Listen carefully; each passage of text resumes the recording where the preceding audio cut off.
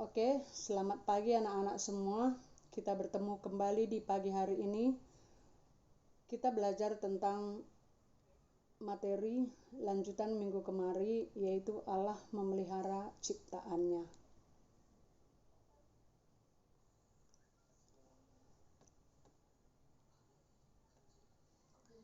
Kalau kita berbicara tentang pemeliharaan, ada sangkut pautnya dengan penata layanan.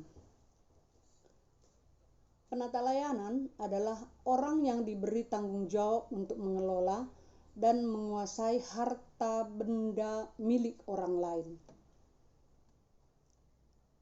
Dalam kamus Alkitab dikatakan The New Westminster of the Bible artinya memberikan waktu, kemampuan, dan harta kekayaan secara sebanding dan sistematis yang didasarkan kepada keyakinan bahwa semuanya ini telah dipercayakan kepada kita oleh Allah untuk digunakan dalam pelayanannya bagi Kristus yang menebus kita. Dalam kehidupan sehari-hari, penata layanan lebih dikenal dengan sebutan manajer. Bisa kita baca dalam Kejadian 43:16. Di situ dikatakan bahwa Yusuf sebagai seorang kepala rumah ataupun dikatakan itu manajer. Artinya di situ pada saat itu Yusuf berperan sebagai wakil raja. Jadi dia yang paling mengetahui bagaimana situasi di tanah Mesir. Jadi dia dikatakan kepala rumah ataupun manajer.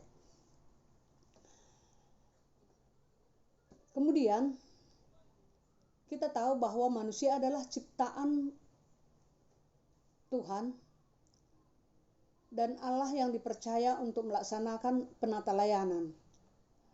Manusia adalah makhluk ciptaan Allah. Hal ini adalah pengakuan iman yang harus kita pahami. Ya, bahwa di dalam kehendak Allah, maka manusia bisa dipahami keberadaannya di dunia ini. Manusia tidak dapat sendiri tanpa campur tangan Allah.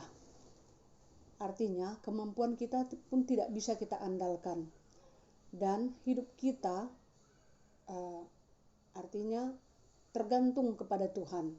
Hidup mati kita itu secara iman kita ya. Secara iman Kristiani kita. B. Manusia harus mengandalkan kehidupannya kepada Allah. Manusia diciptakan dari debu yang memiliki keterbatasan.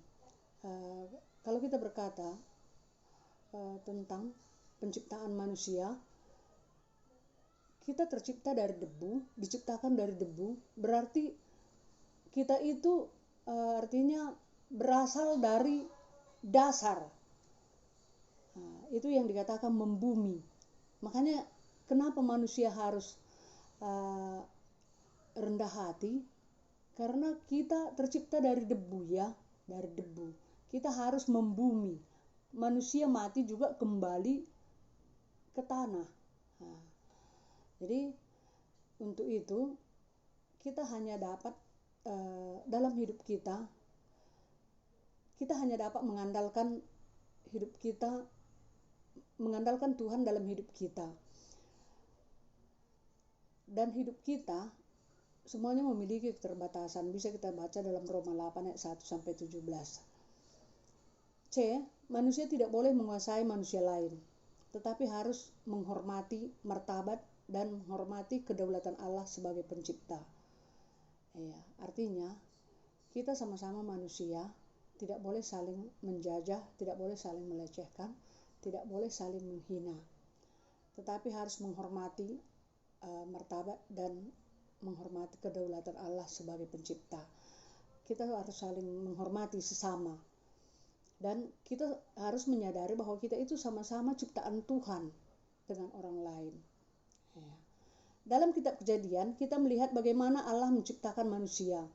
Dia menciptakan manusia pada hari terakhir. Menurut pendapatmu, mengapa manusia diciptakan terakhir?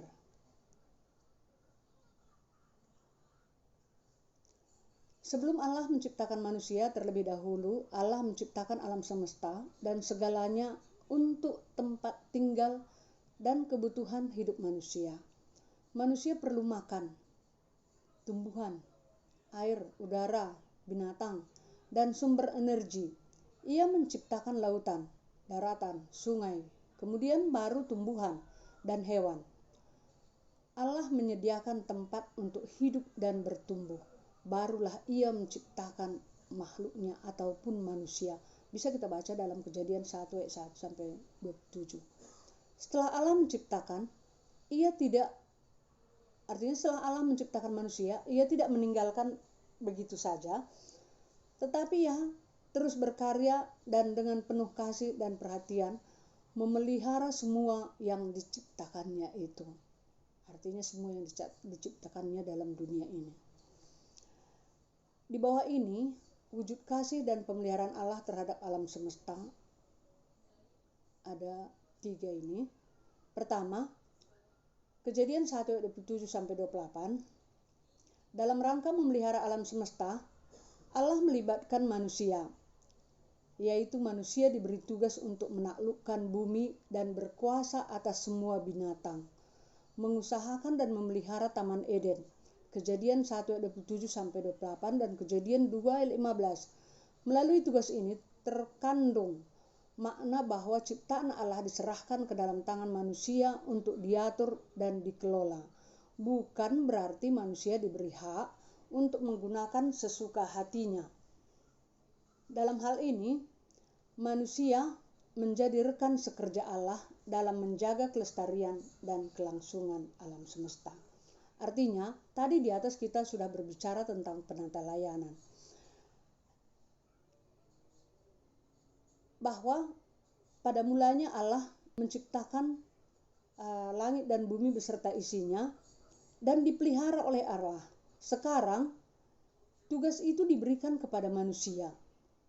Tugas itu dipercayakan oleh Tuhan bagi manusia untuk memelihara bumi ini beserta isinya. Itulah yang dimaksud dengan penata layanan. Ya. Jadi artinya manusia di situ adalah mitra Allah, kawan sekerja Allah untuk mengelola, memelihara bumi ini beserta isinya. Bukan untuk melakukannya, memanfaatkannya semena-mena demi kepentingan pribadi. Ya, bukan untuk itu. Tapi kita memelihara, mengelola bumi ini beserta isinya. Ataupun bukan untuk merusak. Yang kedua, Kejadian 8 ayat 15 sampai 22. Setelah Allah menghukum dunia dengan air bah, Allah menyelamatkan Nuh dan keluarganya. Hewan dan tumbuhan yang ikut dibawa Nuh dalam bahtera. Artinya Allah tetap memelihara bumi ini beserta isinya, sekalipun Allah telah mendatangkan air bah bagi di zaman Nuh, tapi Tuhan tetap memberikan pemeliharaan bagi mereka, artinya kelangsungan demi kelangsungan. Dia menyelamatkan satu keluarga dan juga hewan-hewan juga berpasangan, artinya Tuhan membuat kelangsungan hidup mereka. Jadi artinya pemeliharaan Tuhan tetap artinya ada untuk ciptaannya. Yang ketiga, Mazmur 104 ayat 24. Betapa banyak perbuatanmu ya Tuhan, sekaliannya kau jadikan dengan kebijaksanaan. Bumi penuh dengan ciptaanmu. Allah menciptakan dengan mengatur segala sesuatu sedemikian rupa sehingga saling melengkapi dan tidak saling bertentangan. Sampai saat ini kita dapat melihat kehidupan alam semesta tetap berjalan walaupun ada berbagai bencana. Contoh, setelah adanya gunung meletus, timbul kerusakan alam dan lingkungan menjadi porak-poranda. Namun, secara perlahan mengalami pemulihan kehidupan manusia yang tadinya terganggu kini mengalami pemulihan. Nah, jadi contohnya seperti Gunung Merapi, Gunung Sinabung yang meletus berapa tahun yang lewat, dan bahkan sampai sekarang sering terjadi letusan-letusan. Tapi nanti satu saat ada dampaknya itu yang membuahkan yang baik. Artinya kesuburan pasti terjadi di daerah itu nanti. Nah, sekalipun saat sekarang sudah rusak, artinya akibat letusan gunung itu banyak yang rusak, misalnya rumah-rumah, tanaman, dan sebagainya, bahkan tak bisa lagi dipakai sekarang. Tapi namun satu saat nanti itu akan mengalami perubahan, artinya untuk kebaikan, baik itu ladang menjadi kesuburan, memberikan hasil yang terbaik. Tuhan tetap berkarya dalam ciptaannya. Jika kita cermati kasih dan karya Allah dalam rangka memelihara alam semesta, kita akan menemukan beberapa aspek pemeliharaan Allah, yaitu atau 1, penyediaan. Allah tidak hanya melestarikan bumi yang diciptakannya saja, tetapi Dia juga menyediakan apa yang diperlukan oleh ciptaannya itu. Artinya, kita lihat apa saja yang diciptakan Tuhan dalam dunia ini. Artinya Allah itu menyediakan apa yang dibutuhkan ciptaannya itu, termasuk kita manusia. Tadi sudah kita lihat kenapa dalam pelajaran kita di atas, kenapa manusia diciptakan terakhir kali, artinya hari terakhir. Tujuan Allah di situ kita lihat bahwa agar kebutuhan manusia itu sudah lengkap adanya. Jadi Allah itu tidak hanya melestarikan bumi yang diciptakannya, tetapi Dia menyediakan apa yang diperlukan oleh ciptaannya. Yang kedua atau B, pelestarian. Keadilanmu adalah seperti gunung-gunung Allah, hukummu bagaikan samudera raya yang hebat. Manusia dan hewan Kau selamatkan, ya Tuhan. Bisa kita baca dalam Mazmur 36 ayat 7. Dengan kuasanya Allah melestarikan ciptaannya. Artinya Allah tetap melestarikan bumi ini beserta isinya. Sekalipun itu sudah rusak, tetapi Tuhan melestarikannya. Artinya dibuat pemulihan untuk yang telah rusak.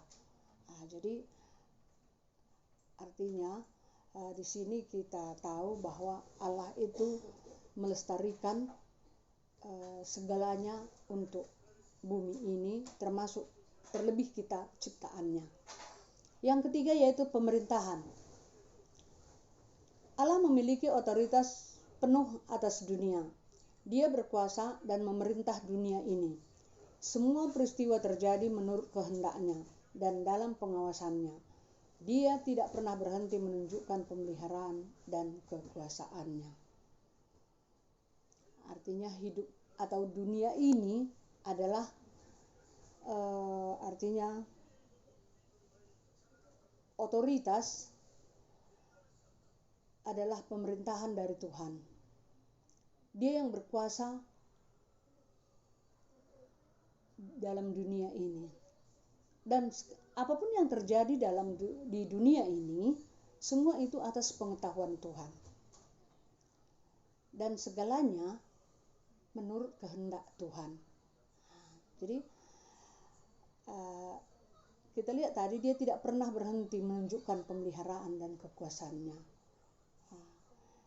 Inilah aspek pemeliharaan Allah dalam atau bagi ciptaannya.